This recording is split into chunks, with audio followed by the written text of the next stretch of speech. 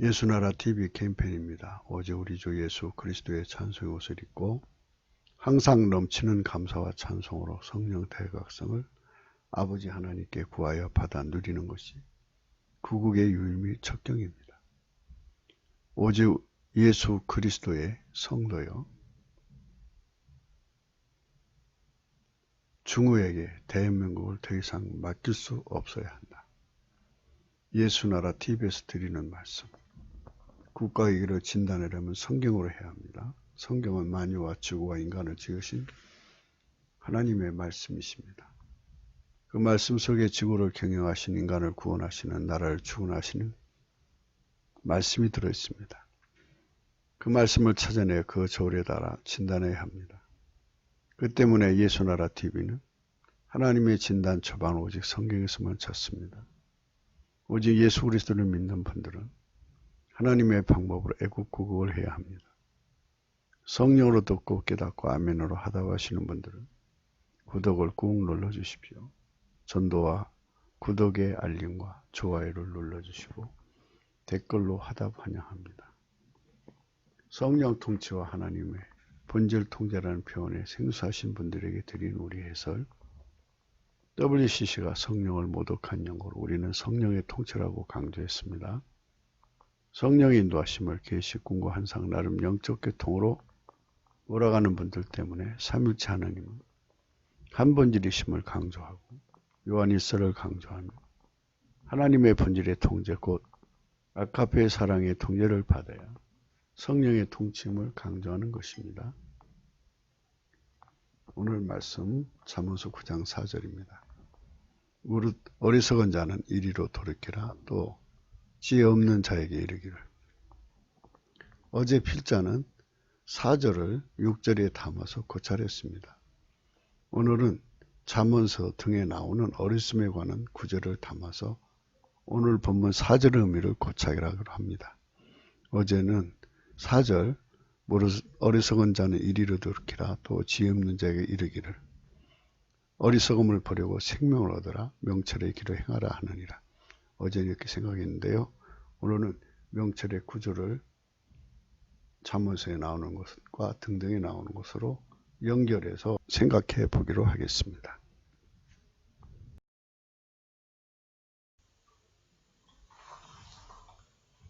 어리석은 자는 어리석음으로 기업을 삼어도 슬기는 자는 지식으로 멸관을 삼는다고 잠언서 14장 18절에 말씀하셨습니다. 어리석음이라고 하는 것은 예수를 배제하고 인간의 머리로 기업을 꾸려나가는 거죠.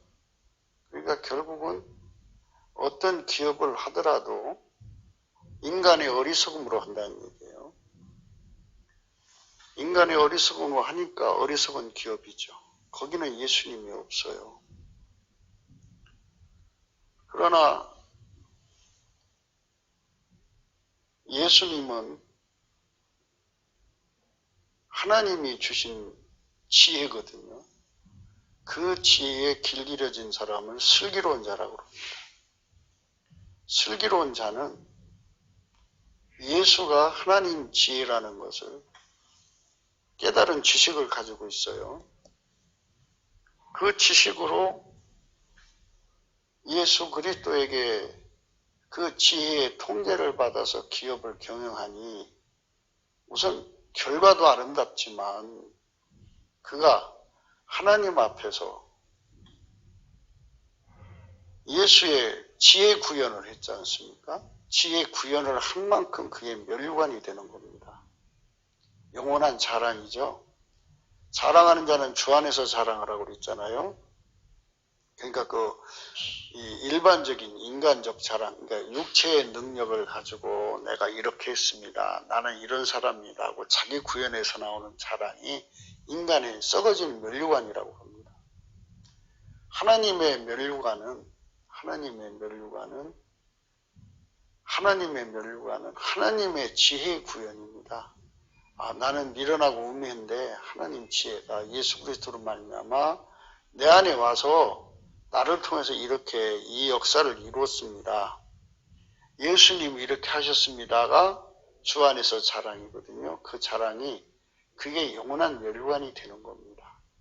그러면 하나님의 지혜로 행하는 만큼 그 멸관이 크기가 커지겠죠. 그리고 거기에 주렁주렁 하나님의 온갖 보석이 달리겠죠.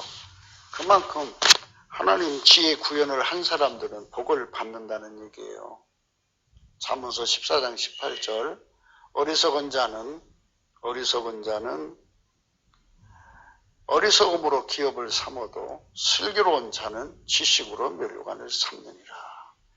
이 얼마나 아름다운 말씀입니까?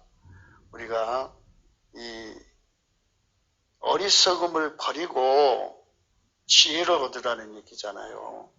그러니까 그 어리석음은 인간의 생물학적 지능을 의미하는 거예요. 생물학적 지능을 의지하는 거예요. 그러니까 아무리 인간의 그 지식의 합, 인간의 지혜의 합을 해도 그것은 생물학적 지혜예요. 그래서 하나님 기준으로는 어리석은 거고요. 만물을 창조한 자는 스스로 계시잖아요. 만유를 경영하는 자의 지혜를 나의 지혜로 받아들이는 거. 예수 그리스도 안으로 들어가서 그의 지혜를 누리는 거죠. 예수 그리스도는 만물을 창조하신 스스로 계신 하나님, 태초의 말씀이십니다. 그 말씀의 지혜에 길들여져서 그 지혜대로 밀가루 3마리에 대해서 그대로 행하는 자를 슬기로운 자들인데요. 그들은 이 하나님 지혜로 행하는 지식에 충만한 자죠. 그래서 그 지식으로 행하기 때문에 멸류관이 되는 거예요. 그의 삶. 그 삶 자체가 예수 구현이죠. 다윗이 시편 18편을 얘기했잖아요. 그 18편 다윗의 시편 18편의 내용이 하나님이 나 되심이죠. 나의 힘이 되신 여호와여 내가 주를 사랑하나이다 하면서 쭉 나오지 않습니까? 나의 힘이 되신 여호와여 내가 주를 사랑하나이다. 여호와는 나의 반석이시오 나의 요새시오 나를 건지시는 자시오 나의 하나님이시오 나의 피할 바이시오 나의 방패시오 나의 구원의 뿌리시오 나의 산성이시로다. 내가 찬송받으실 여호와께 아뢰리니 내 원수들에게서 구원을 얻으리로다.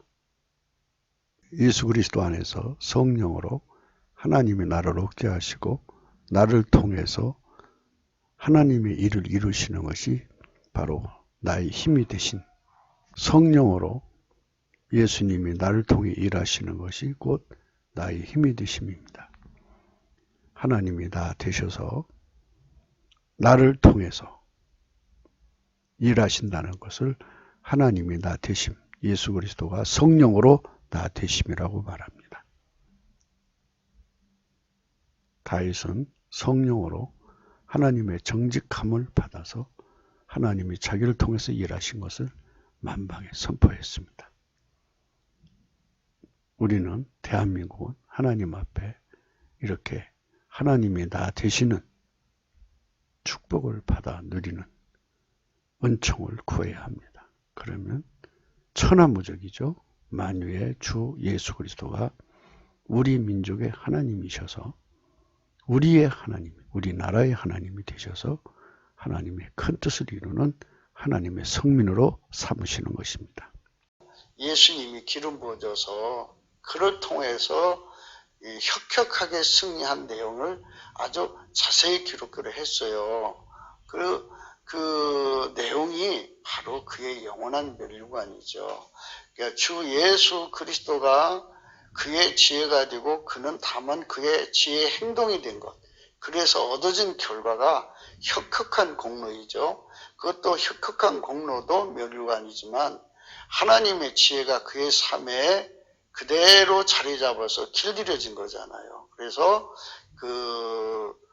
예수의 지혜가 그만큼 그 사람의 행동이 된 만큼 예수를 얻은 거예요. 그래서 그게 멸류관입니다. 잠언서 14장 18절이에요. 그 하나님의 놀라운 멸류관을 얻기 위해서는 우리가 어리석음을 버려야죠. 근데 인간이 어리석음을 버릴 수가 없어요. 그래서 넘치는 감사와 찬송으로 성령 각성을 예수 그리스도 앞에 구해야 됩니다. 성령의 각성을 구하면 우리 눈이 떠져서 예수를 구하게 되는 정직한 심령을 가져요. 정직한 심령을 가진 사람들은 예수를 얻는데 상사병이 걸립니다. 자기 지혜를 부정하게 되고 자기 능력을 부정하게 되고 예수를 얻으려고 미친 듯이 달려가요. 그게 성령 각성의 내용입니다. 그러니까 이거는 인본주의로는 절대로 그런 결과를 만들 수가 없어요. 그래서 우리가 넘치는 감사와 찬송으로만이 성령 각성 주시는 주님 앞에 서야 합니다. 잠언서 9장 4절에 보면 무릇 어리석은 자는 이리로 돌이키라. 또 지혜 없는 자에게 이르기를 이랬어요. 회개라고 하는 것이 뭐냐는 게 돌이키다는 말은 회개하라는 뜻이거든요. 방향 전환을 해라 이겁니다. 그러니까 생물학적 지능으로 살지 말고 하나님 지혜로 살아라. 그 하나님 지혜는 예수 그리스도다. 이렇게 그러니까 예수 그리스도에게 완전히 통제받아서 살아라. 이런 말씀이죠. 그러니까 이제 이런 뜻이 됩니다. 지혜라고 하는 것은 배우지 않고 아는 능력이에요. 이거를 하나님이 인간 머릿속에 만들어 주시고요.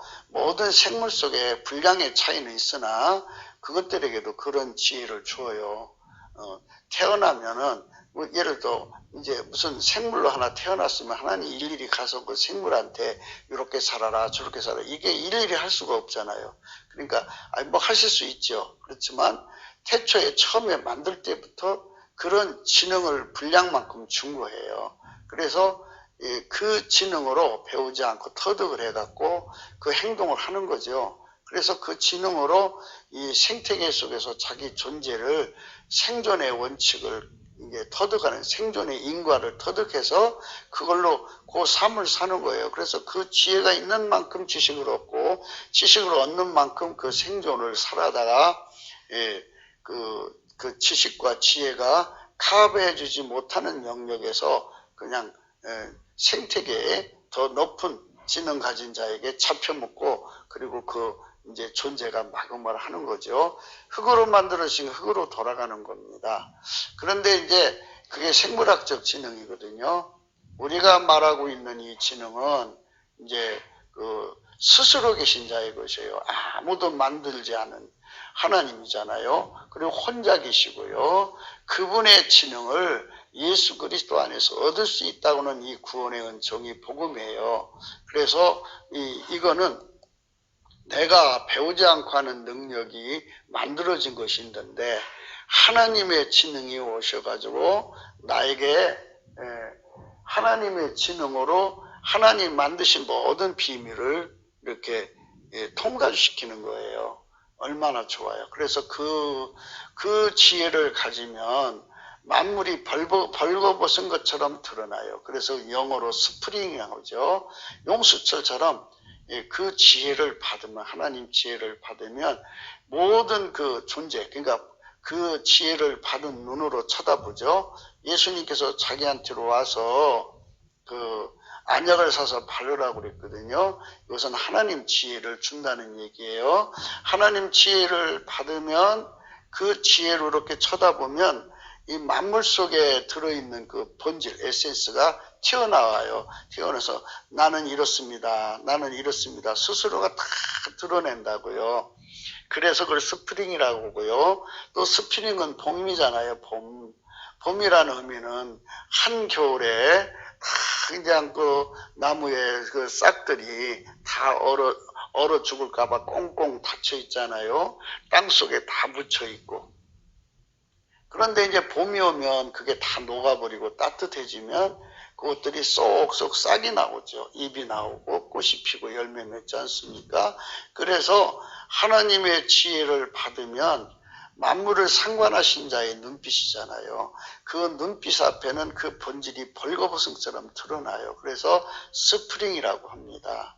또 이제 그 지혜는 다른 말로 파운틴이라고 그래요. 파운틴은 만년필도 되고 분수도 되죠. 그러니까 이렇게 움직이면 거기서 글씨가 나오잖아요. 알파 오메가의 비밀이 드러나는 거예요.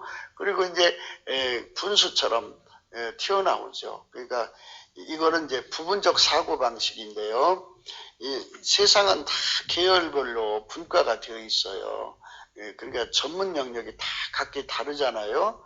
전문 영역이 다 다르니까 다른 만큼의 그 부분을 통달하는 능력, 그 부분을 통달하는 지혜를 그 분수라고 그래요. 그래서 하나님께서 그에게 그 주신 그 지능만큼 자기 분야의 전문가가 되는 거예요.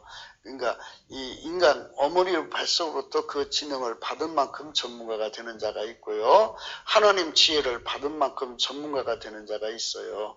그러니까 그리스도 안에서 그러니까 제가 항상 강조하는 것이 영적인 바다는 크고 아주 넓어요. 그리고 그 태산은 영적인 산은 태산을 이루고 있어가지고요. 그 중국의 무협지를 보면 강호라는 말이 있죠. 무술을 닦아가지고 도로 강호에 다니면서 자기 그 능력을 이렇게 과시해가지고 시합을 해갖고 이겨갖고 천하의 그 이제 그 무술 잃은 자로 그 등극하잖아요. 이것처럼 천하는요 어마어마하게 하나님과 교통을 해가지고 지혜를 받은 자가 수많아요. 그러니까 자기 눈의 안경으로 자기가 대단한 것처럼 착각하는 거 뽑아내야 돼요. 그거 버리지 않으면요 진짜 큰 세계에 못 나갑니다. 그리고 자기가 1인자가 됐다 할지라도요 하나님께서는 이제 먼저 된 자를 나중되게 하시고 늦게 된 자에게 하나님이 앞선 자의 10배의 눈을 열어주면 그 사람이 이기는 거예요. 그러니까 절대로 여기서 자만하면 안 돼요. 그러니까 이 어리석다는 말은 생물학적 지능을 의지하는 자들을 의미하는 거예요. 그러니까 거기서 스스로 계신 자의 지능에 의지해서 살아라.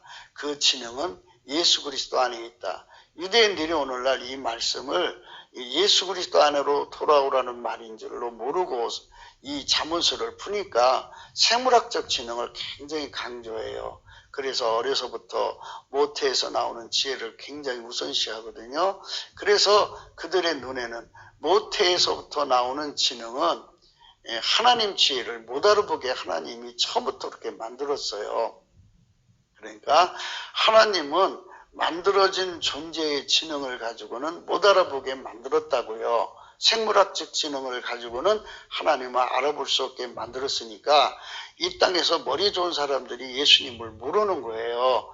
그러니까 만약 그 사람들이 그렇게 만들어진 지혜로 예수님을 아는 것을 능력을 줬다면 그들이 다 예수를 독차지하고 예수를 잘 믿었겠죠. 그런데 하나님은 아예 생물학적 지능으로는 예수를 모르게 만들어 놨어요. 그러면 어떻게 아느냐? 하나님의 지혜로만 알게 만들었어요. 그럼 하나님 지혜는 누가 주느냐? 성령이 주는 거예요. 성령은 또 누가 주느냐? 예수 그리스도가 주는 거예요. 그러니까 예수 그리스도께 넘치는 감사와 찬송을 하면 성령 각성이 와갖고, 각성이라고 하는 건 하나님의 지혜를 줘갖고 하나님 지혜와 총명을 넘치게 줘갖고 알 것을 다 알게 만들어 주시는 거예요. 그렇게 해서 그걸로 살라 이 말씀이에요. 그리고 이제 잠언서 이제 14장 15절에 이런 말씀이 있어요. 어리석은 자는 온갖 말을 믿으나 슬기로운 자는 그 행동을 삼가느니라.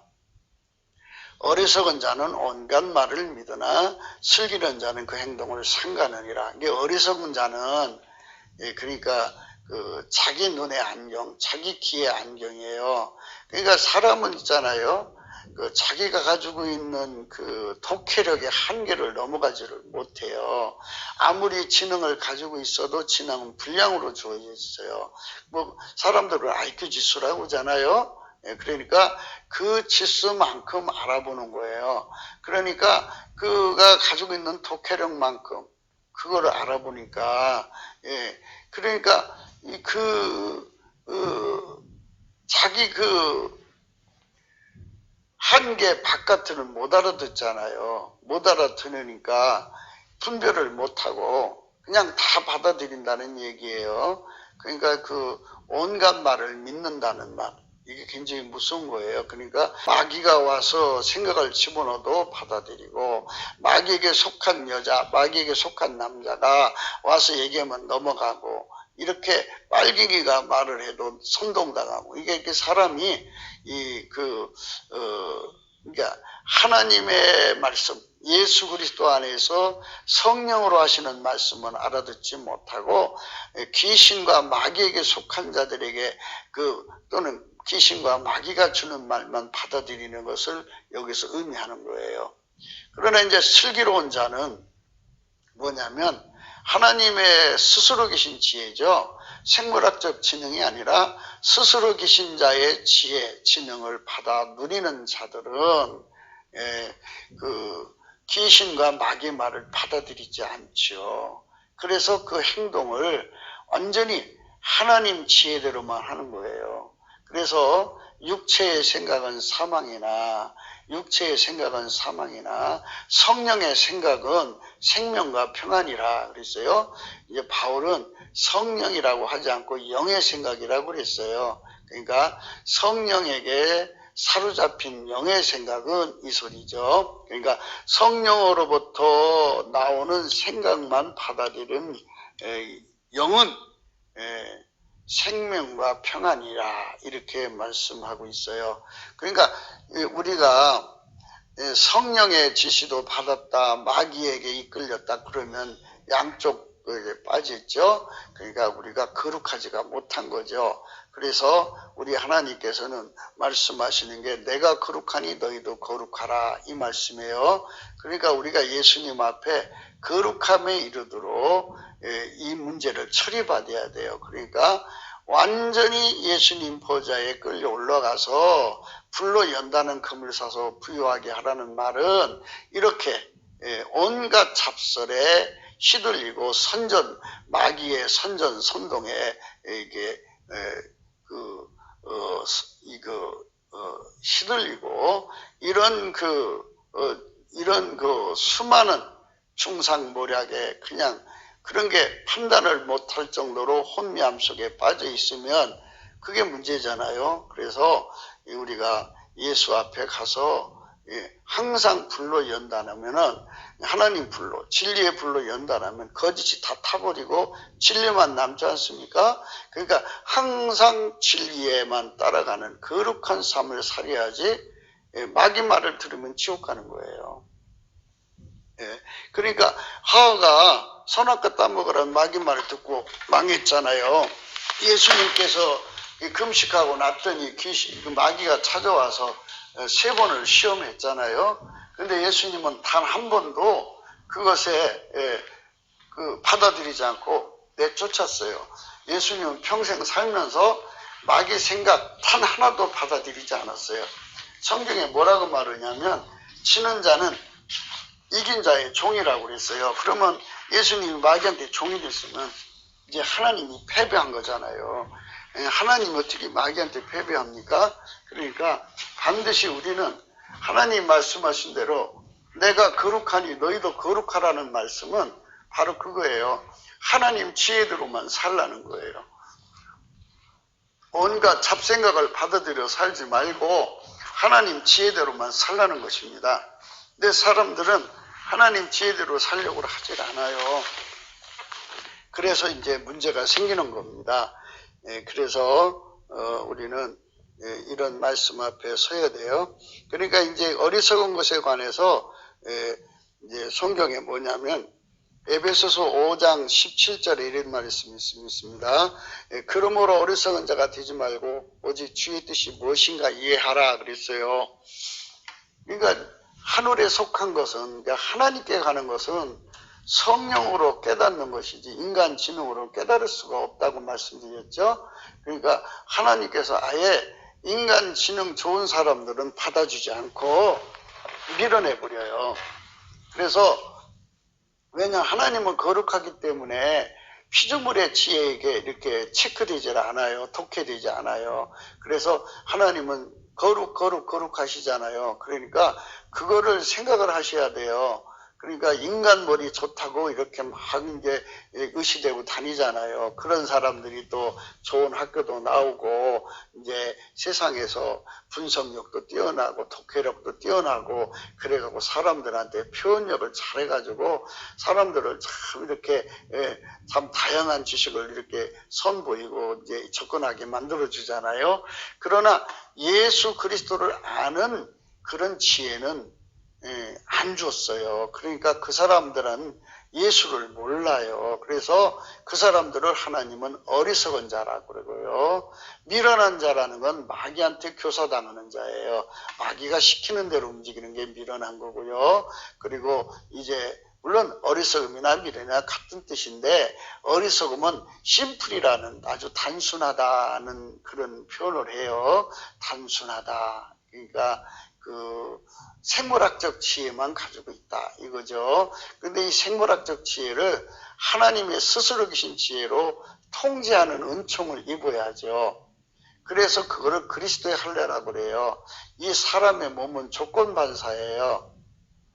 생물학적 지혜로 끌려가는데 숙달된 사람은 그 인과로 인해서 항상 생물학적 지혜로 끌려다녀요. 그것이 바로 죄라는 거예요. 죄는 바로 하나님의 지혜대로 살지 않는 게 죄예요. 그러니까 이거를 완전히 벗어나서 성령의 지혜대로만 이끌려 사는 거예요. 성령의 지혜로만 이끌려 사는 거. 이것이 하나님이 우리에게 주시는 겁니다. 그러니까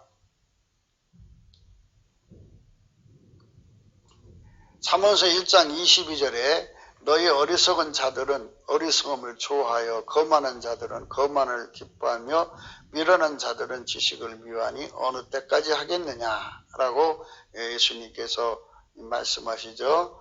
사람들은 그러니까 성령의 각성이 없으니까 또 성령의 각성이 없는 곳에는 인간 지능이 판을 치죠. 그게 최고인 줄 알죠. 인본주의가 그거예요. 한국교회가 70년 동안, 그러니까 기독교가 들어온 지가 100년이 넘었어요. 1890년경에 들어왔을 거예요. 그러니까 이제 그전에도 우리는 원래 그 욕단의 자손이기 때문에 이 하나님을 믿는 그 신앙이 이게 그 밑바닥에 흐르고 있었어요. 그런데 이제 그런 얘기는 나중에 하기로 하고요. 기독교가 공식적으로 들어온 건 1890년도경이에요. 그러니까 지금 이제 2000년도니까 이제 1900년 찾고 그러면 이제 30년 가까이 돼가죠. 이렇게 이제 세월이 흘러가서 이렇게 했는데 그 나라를 이뤄서 1948년부터 지금까지 한국교회가 하나님 앞에 성령 각성을 열심히 우리 국민을 위해서 날마다 구했으면 성령 각성이 대한민국을 완전히 장악을 했을 거예요. 그러면 이제 눈을 떠서 아하, 인간의 생물학적 지능보다는 만유를 창조하신 자의 지능이 이건 비교할 수 없이 좋은 거 아니에요. 그리고 기독교의 원리가 인간의 지능을 십자가에 못 박고 하나님 지능으로 사는 거거든요. 그러니까 하나님 지능으로 십자가에 못 박아서 빛나는 삶을 하나님이 요구하는 거니까 어느 때까지 하겠느냐. 세월이 약하고 인간의 시간은 길지 않잖아요. 그러니까 자기 지능을 포기하고 하나님 지혜를 구하는 사람이 되어야 한다는 거죠. 그게 성령이 우리에게 요구하시는 축복입니다.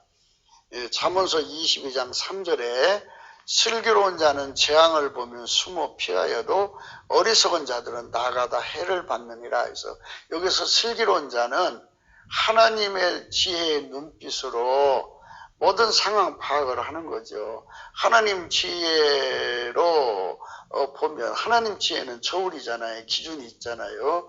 그 저울로 달아보면 아 저건 재앙이다.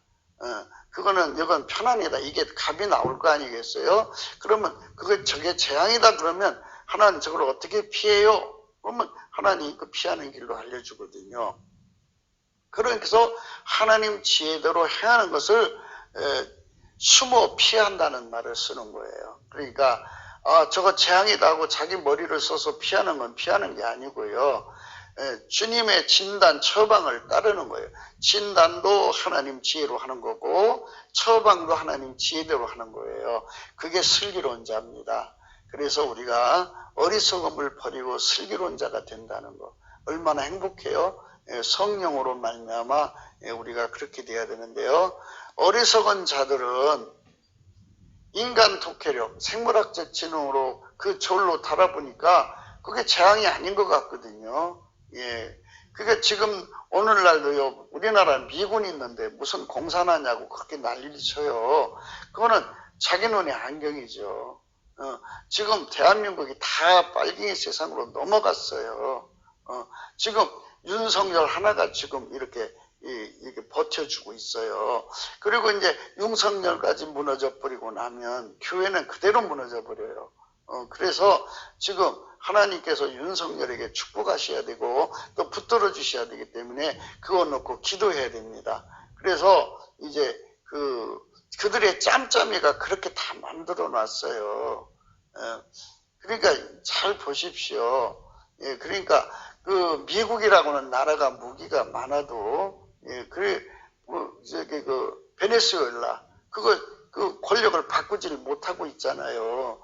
그러니까 이게 문제 한번 나라가 넘어가고 나면 다시 회복하기가 어려운 거예요. 그러니까 하나님 앞에서 하나님 지혜를 따라서 넘어가기 전에 빨리 하나님 진단 처방을 받아야죠. 하나님 진단 처방은 무엇일까요?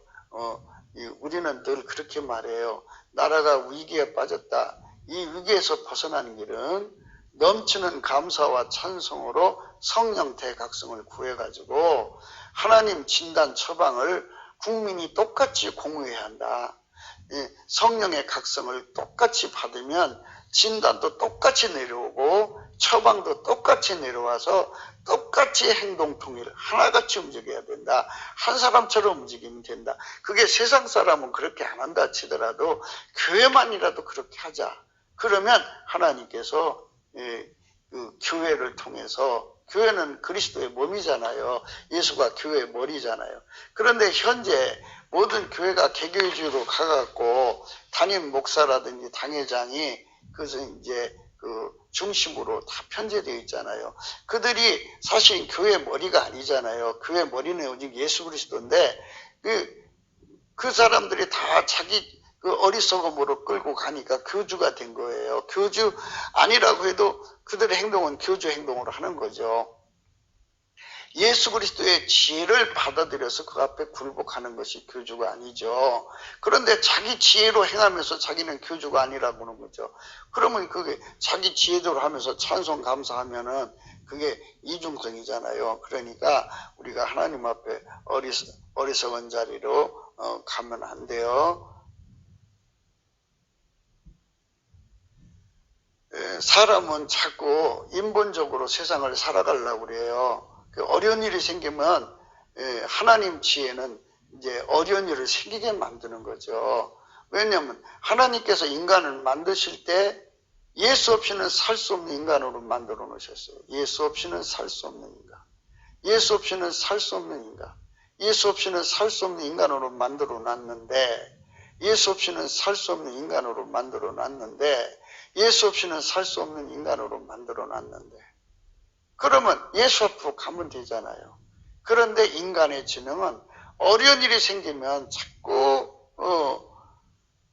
지혜가 없어서 비둘기 같은 정도의 지능을 가지고 있어요. 비둘기 생물이잖아요. 비둘기가 가지고 있는 그 지능만큼 그 정도 가지고 있어갖고 애굽으로 가는 거예요. 힘 있는 나라. 부르짖으면 아수르로 가는 거예요. 그러니까 어려운 일이 생기면 예수 앞으로 가야 되는데 쪼르르르 사람 찾아가는 이 버릇 이거 고쳐져야 됩니다.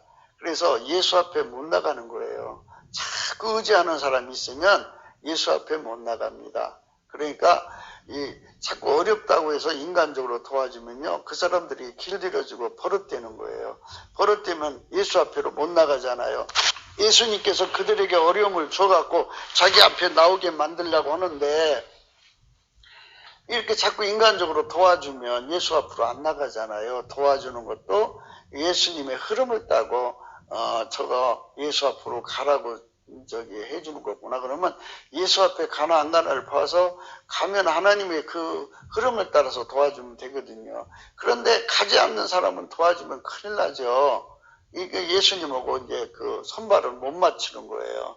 그러니까 예수님께서 그랬어요.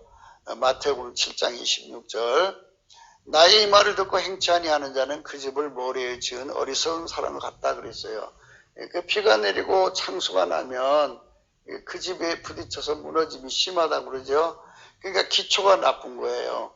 그러니까 이제 어리석다는 것은 이제 지금까지 말씀드렸죠. 생물학적 지능으로 예수를 믿는 사람들은 인간 성품으로 믿는 거잖아요.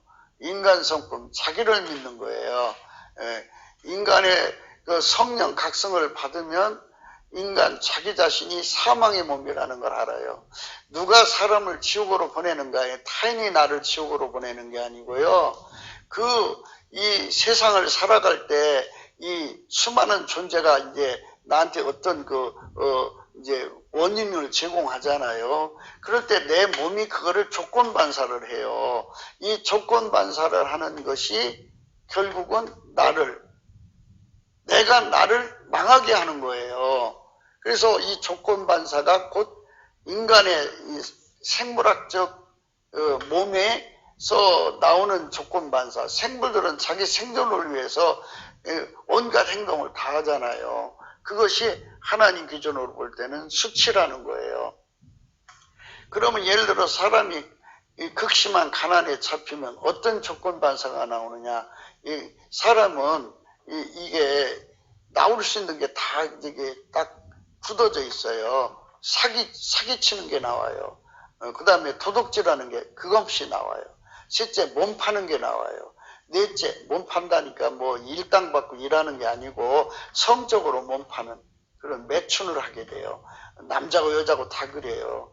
이게 그러니까 사업을 하다가 무너지잖아요. 그러면 그 무너지는 걸 막으려니까 예를 들어서 이 돈 있는 자본주가 여자예요. 그러니까 그 여자가 원하는 대로 이제 뭐 밥도 먹으러 주러 다니고 이게 다 몸 파는 거 아니겠어요? 일종의 매춘이에요. 돈을 빌리기 위해서.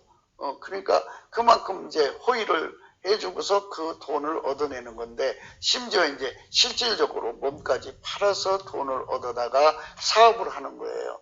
그러니까 가난에 빠지면 사람은 빠지는 것은 매춘이라 이거예요. 그 다음에 하는 게 뭐냐? 강도질이에요. 그러니까 이제 무엇이든지 누군가의 허물과 약점을 잡고 공갈 협박하는 거죠. 공갈 협박에서 돈을 뜯어다가 이제 자기들 앞가림을 하는 거예요. 그리고 나서는 이제 살인입니다. 살인은 이제 다른 사람의 이름을 매장시키는 것도 살인이죠. 또 다른 사람 인생을 망치는 것도 살인이고, 그리고 스스로의 몸을 자살로 던지는 것도 살인이고, 다른 사람을 죽여서 내 이득을 취하는 것도 살인이잖아요. 그것밖에 안 나와요. 인간의 육체에서의 조건 반사는. 그래서 마귀는 가난마귀잖아요. 가난하면 그런 행동만 하니까. 그래서 옛말에 목구멍이 포도청이라고 그러잖아요. 그래서 이 목구멍의 포도청 때문에 돈 버는 것 때문에 사람들은 5가지 악으로 치달아 간다고요. 그래서 마귀는 마귀는 가난을 이제 인간에게 가난을 갖다 주는 걸 좋아해요. 그러니까 결코 마귀 말을 들어서는 안 되고 결코 마귀를 받아들여서는 안 돼요. 그러니까 집안의 여자가 이 길을 마귀한테 대면 그 집안 망해요. 그러니까 그 여자 말을 자꾸 들어주면 안 돼요. 자꾸. 그러니까 무엇을 얘기하더라도 자꾸 거절해야 돼요. 거절해야만 망해도 그 여자 혼자 망할 거 아니겠어요? 그러니까 우리가 항상 이런 말씀을 생각해야 되고요. 잠언서 19장 29절에 심판은 거만한 자를 위하여 예비된 것이요 째찍은 어리석은 자의 등을 위하여 예비된 것이라 그랬어요. 이 거만하다는 말, 거만이라는 건 교만, 오만 뭐 이렇게 거만인데요. 자만이서 출발하는 거예요. 모든 것은 자아 도취로부터 오는 거예요. 자만에서 거만, 오만이 돼가지고 교만해지죠. 그래서 그 속에 막이 들어가는 거죠. 마귀와 한 짝이 된 자들은 인간 마귀라 이미 마귀는 심판받아 있어요. 불못의 영벌에 처하기로. 그래서 그 속에 마귀 들어간 사람들은 영원한 심판만 있을 뿐이죠. 그래서 째찍은 어리석은 자의 등을 위해 예비된 것이라고 그랬습니다. 그 째찍이라는 말은 성령의 각성을 받지 않고 매를 때리면 왜 매 맞는지는 몰라요. 그러니까 성령의 각성과 함께 째찍이 들어가든지 째찍을 먼저 치고 성령 각성을 주든지 이런 그 방식을 토대로 해서 인간으로 하여금 하나님 앞에 지혜를 얻게 만드는 거죠. 그래서 하나님 안에서 완전한 자, 그 예수 그리스도 안에서 완전한 자죠. 그 완전한 자란 말은 이것입니다. 완전한 분은 예수님밖에 없어요. 예수에게 완전히 통제받는다는 소리예요. 그래서 하나님께서 그렇게 통제되게 하려고 성령 각성과 함께 찌직을 내리시든지 이제 성령 각성 먼저 그 다음에 째찍과 각성을 같이 주든지 째찍 먼저 치고 각성을 주든지 이제 하나님이 그 사람의 형편에 따라서 이제 하나님의 그 심오한 지혜에 따라서 그 사람이 어떤 조건 반사가 일어나는 것을 미리 다 아시잖아요. 그래서 완벽하게 예수의 품으로 돌이키는 그런 하나님의 역사의 사랑의 표현입니다. 그것이 하나님이 주시는 의미입니다. 그래서 어쨌든 아무리 때려도 성령 각성이 없으면 안 돼요. 그래서 우리가 넘치는 감사와 찬송으로 성령 각성을 구하자는 뜻입니다. 디모데전서 6장 9절에 부하려 하는 자들은 시험과 올무와 여러 가지 어리석고 해로운 정욕에 떨어지니 곧 사람으로 침륜과 멸망에 빠지게 하는 것이라 하겠습니다. 사람이 돈 벌고 싶어 하죠. 그런데 그 예수와 경제 공동체가 되는 사람이 있고요. 인간의 생구락 지혜로 돈 벌려고 하는 사람이 있고요. 마귀와 결합해서 돈 벌려는 사람이 있어요. 마귀와 결합해서 돈 벌려는 사람들은 그 미련한 자예요. 그리고 인간의 그 생물학적 지혜로 돈 벌어서 사는 사람은 어리석은 자고요. 하나님 기준으로 그래요.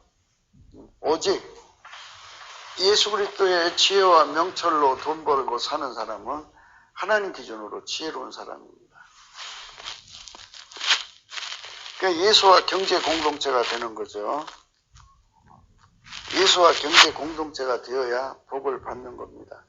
그러니까 이제 여기서 말씀드린 거는 예수의 그 지혜와 총명에게 통제를 받아서 돈을 버는 사람, 예수와 함께 돈을 버는 사람은 시험 나갈 일이 없고 올무에 빠질 일이 없고 어리석고 해로운 정욕에 떨어질 이유가 없어요. 침륜과 멸망에 빠지지 않습니다. 그러나 인본주의는 탐욕에 끌려가잖아요. 그러니까 이제 인본주의라고 이제 거창하게 말하니까 좀 분별이 안 되실 거지만, 그러니까 인간의 성품은 썩어져 갑니다. 이 썩어져 간다는 말은 무슨 뜻이냐면, 썩어져 간다는 말은 바로 자기 통제가 안 된다는 거예요. 이게 통제력을 상실하는 겁니다. 자꾸 통제력을 상실하면 사람은 돈에 욕심이 생기지 않겠어요? 그럼 욕심에게 끌려가는 거예요. 욕심에게 끌려가니까 돈 얻을 욕심에 온갖 짓을 다 하는 거예요. 그 욕심이 시키는 짓을 다 하는 거죠. 그래서 탐심이 우상숭배라고 하잖아요. 그 시키는 대로 신의 역할에 앉아갖고 돈이 신이 돼갖고 그 사람을 이리 끌고 가 저리 끌고 온갖 짓 다 시키거든요. 그래서 돈에 그 요동치는 사람들은 그렇게 해서 망하는 겁니다. 그러니까 이 말씀 안에서 우리는 굉장히 생각을 해야 됩니다. 어리석도다. 갈라디아 사람들아, 예수 그리스도께서 십자가에 못 박히신 것이 너희 눈앞에 밝히 보이거늘 누가 너희를 깨더냐? 내가 너에게 다만 이것을 알려 하노니 너희가 성령을 받은 것은 율법의 행위로냐 듣고 믿음으로냐. 너희가 이같이 어리석으냐. 성령으로 시작하였다가 이제는 육체로 마치겠느냐. 너희가 이같이 많은 괴로움을 헛되게 받았냐. 과연 헛되냐. 너희에게 성령을 주시고 너희 가운데서 능력을 행하신 이 일이 율법의 행위에서냐 듣고 믿음에서냐.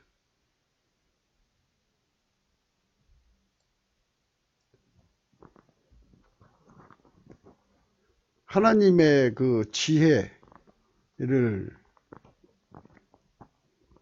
곧 성령의 각성이라고 하잖아요. 성령의 각성을 받고 예수를 믿은 다음에 넘치는 감사와 찬송을 지속적으로 해야 되고 아까페 사랑으로 살아야 돼요. 그렇지 않으면 성령의 각성이 멀어집니다. 성령의 각성이 멀어지면 그만큼 미혹에 빠져버려요. 믿음을 잃어버려요. 거짓말에 속습니다. 그 상태를 어리석다고 하는 겁니다. 그러니까 성령 각성을 잃어버리는 상태는 무조건 어리석은 것입니다. 우리는 그렇게 어리석은 자리로 가지 않으려면 성령 각성을 구해야 되죠. 성령 각성은 넘치는 감사와 찬송으로 구하는 거고요. 성령이 우리 속에 항상 상주하게 하는 거죠. 그러니까 성령이 우리 속에 오셔서 각성의 일을 항상 하시게 하려면 우리가 성령의 뜻대로 하나님 본질 통제를 받아서 서로 사랑하는 일에 열심히 해야 됩니다. 아까페 사랑으로 열심히 살을 때 그때만이 성령의 각성이 빛을 환하게 비춰주므로 마귀의 미혹, 그 마귀의 미혹을 성령의 힘으로 이기게 되는 겁니다. 그래서 앞에 생각했듯이 돈을 사랑하는 것이 일만하게 뿌리죠. 그 돈을 사랑하면 아까페 사랑으로 살 수가 없어요. 그래서 성령의 각성을 잃어버립니다. 그래서 돈을 사랑한다든지 자신을 사랑한다든지 그 하나님보다 더 사랑하는 것에 빠져버리는 순간부터 성령의 각성을 잃어버려요. 성령의 각성을 잃어버리지 않으려면 항상 아까페 사랑으로 살아야 합니다. 넘치는 감사와 찬송으로. 그래서 우리가 하나님의 사랑대로만 산다면 문제가 없어요. 아무 문제가 없습니다. 하지만 하나님 사랑으로 살지 않으면 문제가 생기는 거예요. 모든 그 미혹이 생기죠. 인간은 피조물이니까 성령이 비춰주지 않으면 곧바로 어둠에 덮어버려요. 무지, 무식, 무능 등등 욕심의 어둠 등등 마귀에 갖다 덮어 쓰여지는 그 모든 이단 사설의 모든 그 이상한 힘들에게 눌려버려요. 각성을 늘 유지해야 됩니다. 그래서 넘치는 감사와 아까페 사랑으로 열심히 사는 사람한테는 성령의 각성을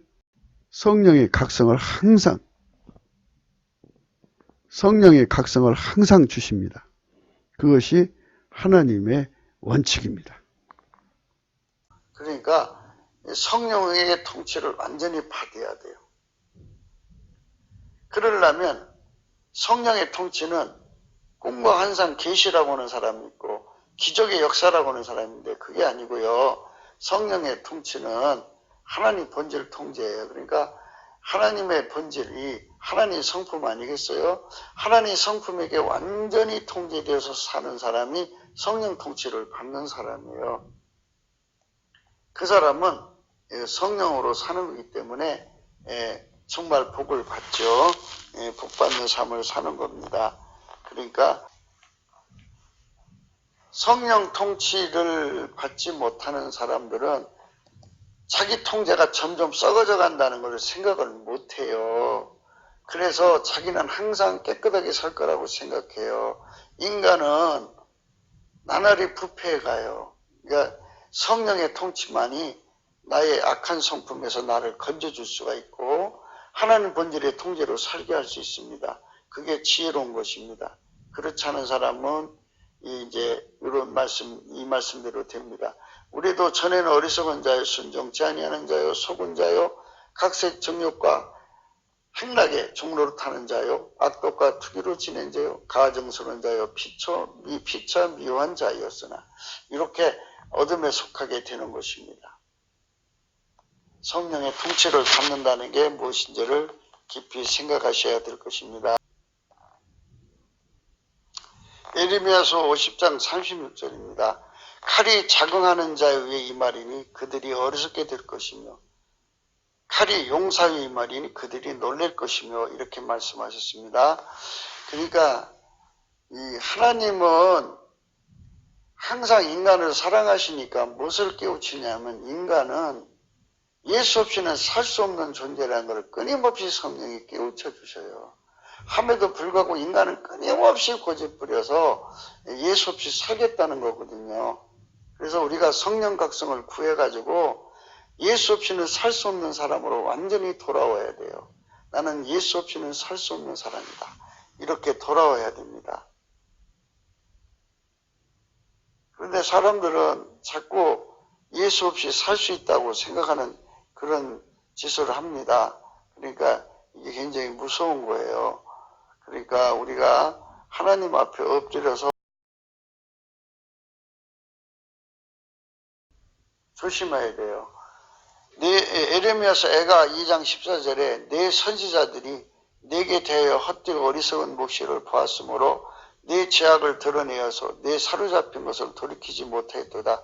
저희가 거짓 경고와 미혹해 할 것만 보았도다.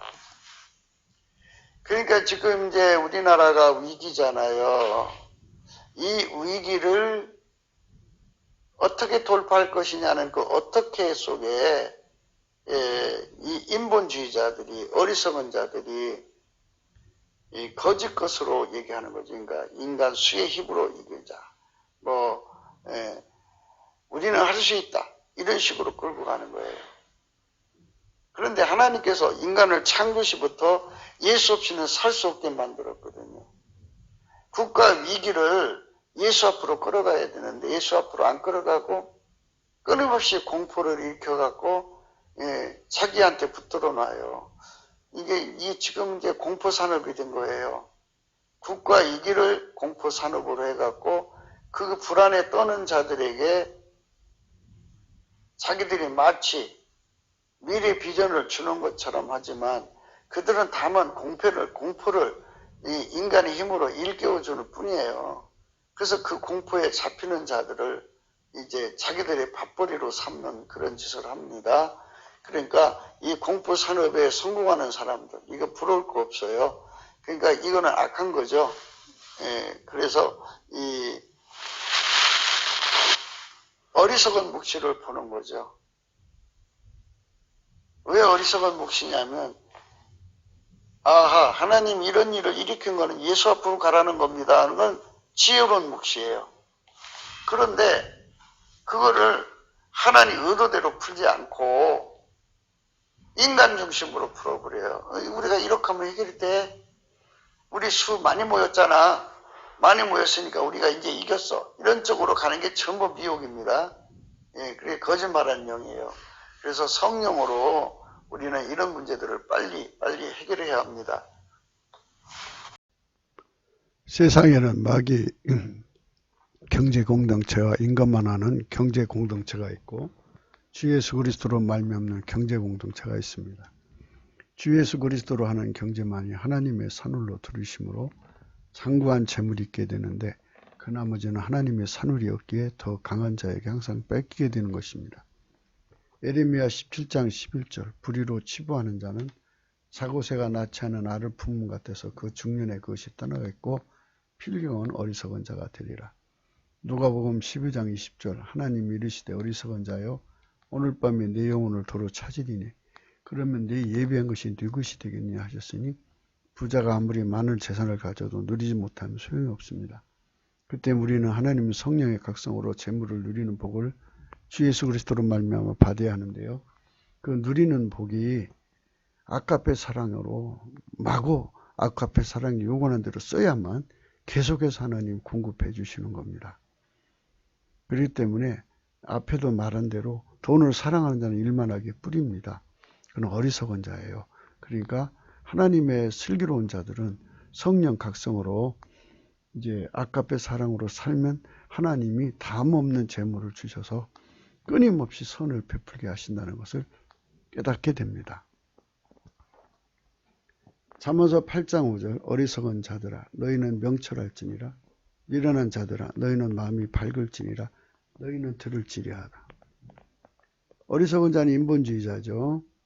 하나님의 명철 그러니까 예수 그리스도의 문제 해결의 권능을 힘입고 살아라 이 말입니다. 미련한 자들이라는 말은 마귀가 들어간 자가 아니라 마귀의 교사에 따라 눌려서 사는 자들아 너희는 예수 그리스도의 성령의 각성을 받아서 모든 것을 밝히 보고 예수 그리스도를 향하여 달려가라 이런 말씀이 되기죠. 시편 14편 1절에는 어리석은 자는 그 마음에 이르기를 하나님이 없다 하는 겁니다. 저희는 부패하고 소양이 가증하여 선을 행하는 자가 없도다. 이 말은 무엇이냐면 하나님 앞에서 인간은 성령의 통치를 받지 않고는 인간성의 부패를 막을 수가 없습니다. 인간성의 부패라는 건 통제가 안 된다는 거예요. 브레이크가 고장났다는 거예요. 완전히 고장이 나버려서 자기 통제가 안 되는 사람들. 누구도 억제할 수 없는 사람들. 군대 귀신이 들어가서 아무도 억제할 수 없이 미친 광인이 되는 것처럼 완전히 누구도 통제할 수 없는 사람이 되는 거. 이게 바로 부패한 겁니다. 그들은 하나님을 믿지 않죠. 무신론자들이기 때문에 성령의 통치를 받아들이지 않습니다. 그렇기 때문에 그들은 마귀가 군대 마귀가 들어가죠. 그러니까 군대 귀신이 들어간다는 말은 다른 의미로 마귀의 몸이 된다는 얘기 아니겠습니까? 그래서 그들의 충동에 따라 움직이는데 는 능하지만 성령을 따라 사는 데는 전혀 무능한 자가 되는 겁니다. 영혼이 망하는 마귀의 체질이 된 거죠. 슬기로운 자는 의 지혜는 잠언서 14장 8절입니다. 자의 지혜는 자기 길을 아는 것이라도 미련한 자의 어리석음은 속이는 것입니다. 슬기로운 자는 길이요 진리요 생명 되시는 예수 그리스도를 아는 겁니다. 길은 성질인데 예수님의 본질의 통제를 받는 것이 예수의 길입니다. 그것을 따라가는 겁니다. 미련한 자는 마귀에게 속하고 마귀한테 눌린 거죠. 그것은 마귀한테 눌렸으니까 예수를 떠나는 거죠. 그 예수를 떠나는 것이 어리석음입니다. 자기를 속이는 거예요. 시편 14편은 무신론자들의 행태를 말하는 것입니다. 다윗은 그 무신론자들에게 당한 세월을 마침내 주 예수 그리스도의 기름 부음으로 이긴 것입니다. 성령의 각성이 아니면 그 모든 것을 깨닫지 못합니다. 그 때문에 성령의 각성을 받아 누려야 하는 것입니다. 시편 14편은 그렇게 그 성령 각성이 없는 인간의 파멸을 자세히 기록하고 있습니다. 그러나 성령 각성을 받는 자들은 하나님 안에서 구원이 되신다고 하는 말씀입니다. 그래서 우리가 이 세상을 살아가면서 성령 각성에 대한 문제를 깊이 생각해야 합니다. 우리 국민 3천만 명, 북한의 1,000만 명이 오직 예수 그리스도를 알기에 갈급하고 얻기에 갈급한 성령 각성이 일어나야 합니다. 성령의 각성이 없다면 어리석은 국민이 됩니다.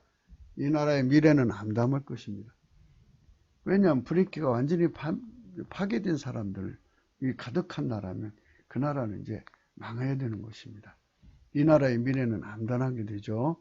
이는 생명과 명철의 길을 잃어버릴 것이기 때문입니다. 우리는 성령 각성을 받아서 예수 그리스도 앞에 넘치는 감사와 찬송으로 임하시는 성령 각성이잖아요. 그분으로 예수 그리스도를 깨닫고 우리의 삶의 운전대를 바치는 국민이 3천만, 북한까지 포함해서 4천만이 되어서 완전히 성령의 통치, 하나님 본질의 통제를 받음으로 하나님의 성민의 지혜를 반드시 쟁취해야 되는 것입니다. 그것이 슬기로운 민족입니다. 어리석은 민족은 예수 그리스도를 배척함으로 불의기가 파괴된 인간들로 가득한 세상이 되면 인간성의 상실로 인하여 완전히 짐승의 세상이 됩니다. 마귀의 세상이죠. 옛날 하나님이 노아 홍수로 세상을 망하긴 것처럼, 소돔과 고모라 성을 망하긴 것처럼 그런 세상이 되어버립니다. 인간은 거기에 희망이 없습니다. 신명기 28장의 성면은 9절에 나옵니다. 내가 내 하나님 여호와의 명령을 지켜 그 길로 행하면 여호와께서 내게 맹세하신 대로 너를 세워 자기의 성민이 되게 하시리니 너를 여호와의 이름으로 일컬음으로 세계 만민이 보고 너를 두려워하리라. 이 성민이 되는 축복을 반드시 쟁취해야 됩니다. 내가 네 하나님 여호와의 명령을 지켜 그 길로 행하면 여호와께서 내게 맹세하신 대로 너를 세워 자기 성민이 되게 하시리니 너를 여호와 이름으로 일컬음으로 세계 만민이 보고 너를 두려워하리라. 내가 네 하나님 예수 그리스도의 명령을 지켜 그 길로 행하면 예수 그리스도께서 내게 맹세하신 대로 너를 세워 자기의 성민이 되게 하시리니 너를 예수 그리스도의 이름으로 일컬음으로 세계 만민을 보고 너를 두려워하리라. 성령의 각성을 어리석음과 미련함을 벗는 대한민국은 하나님의 성민으로 들어지는 은총을 입어야 합니다. 그것이 우리 예수나라 TV에서 날마다 강조하는 것입니다. 남한 3천만 명, 북한 1,000만 명이 성령의 각성으로 어리석음과 모든 미련함에서 벗어나서 주 예수의 빼내신 기업으로 드려져야 할 것입니다. 아멘 할렐루야. 구기도 생각이었습니다. 공감하시면 전도해 주세요. 구독, 알림, 좋아요를 눌러주세요. 핸드폰 번호 참조해 주시고 감사금 이쪽으로 보내주시고 우리는 진정으로 이 국가 위기에서 사는 길이 무엇인가를 배워야 됩니다. 지금 우리가 어리석기 때문에 하나님 기준으로 인본주의는 어리석은 것입니다. 인본주의가 다시는 대한민국을 주장할 수 없도록 만들어야 합니다. 인본주의, 그건 중우라고 그러죠. 그러니까 마귀와 마귀에게 속한 것들에게 잘 속아 넘어가는 체질을 가진 것을 중우라고 그럽니다. 그러면 우리가 남북 빨갱이를 이기려면 그들보다 더 지혜로워야 되는데 생물학적인 지혜가 그들에게 딸립니다. 왜냐하면 그들 뒤에는 마귀가 있기 때문에 그렇습니다. 마귀의 영적 지혜가 거기에 플러스가 되기 때문에 이길 수가 없어요. 그래서 우선 마귀를 쳐부셔야 됩니다. 그래서 우리가 성령 각성을 받아서 예수 그리스도만 마귀를 이길 수 있다는 이 놀라운 사실을 누려야 됩니다. 예수 그리스도가 성령의 권능으로 그것들을 쳐부시고 나면 마귀에게 속한 인간들은 힘이 빠져버려요. 그래서 그냥 갔다가 법칙 구현하면 돼요. 지금 그렇기 때문에 우리가 성령 각성이 절실합니다. 성령 각성이라는 건 하나님 지혜와 총명을 무한히 누리자는 뜻입니다. 그 성령 각성을 구하는 저나 여러분 되시기를 축원합니다. 오늘도 복된 하루 되시기를 축원합니다. 감사합니다.